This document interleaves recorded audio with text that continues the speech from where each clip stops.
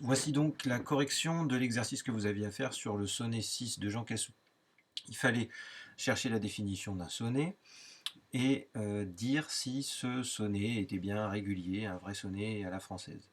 Voilà, alors ce poème nous l'avons étudié, nous avons vu qu'il était totalement fantastique, puisque dedans il y a une sorte de mythologie qui se développe, des divinités secrètes, des voix, des rumeurs qui parlent.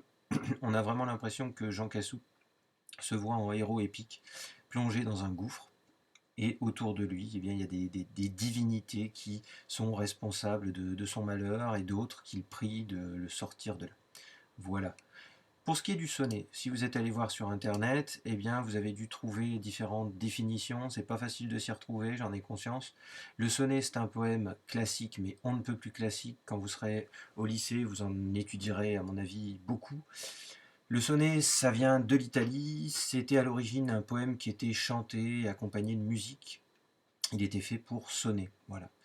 Il a une forme qui est à peu près toujours la même, à savoir un schéma rythmique ABBA, ABBA, CCD, ou parfois CCD.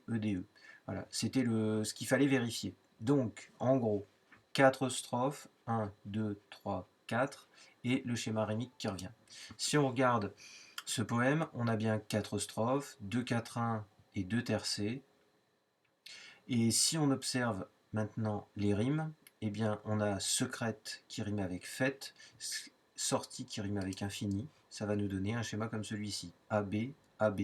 Donc des rimes croisées. Si on regarde la définition, à l'origine, ce sont des rimes embrassées, ABBA, ABBA. Donc là, il y a déjà une petite différence. Muette rime bien avec être, ami avec nuit, ça nous fait à nouveau ABAB, des rimes croisées.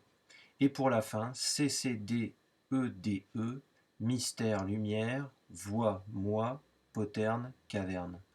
Donc, on le voit, Jean Cassou joue un petit peu avec la définition du sonnet, mais il la respecte plus ou moins. Voilà, c'était une réponse à la normande. Si on observe maintenant les vers, puisqu'on n'en a pas trop parlé, sont des vers classiques là aussi, sont des alexandrins qu'on peut découper comme ceci. 1, 2, 3, 4, 5, 6 et encore 6, 12 syllabes, des alexandrins, plutôt classiques donc pour un sonnet. Voilà, cette correction d'exercice s'achève. Je vous rappelle que vous avez un devoir à faire. Il s'agit de l'analyse du texte de Pierre Perret, Lily. Il faut entre autres expliquer en quoi il s'agit d'une chanson et puis ce que viennent chercher les personnages en France. Je vous laisse le faire pour la prochaine fois. Je vous mets une correction en ligne et je vous souhaite une très bonne journée, beaucoup de courage pour tous les cours et à très bientôt.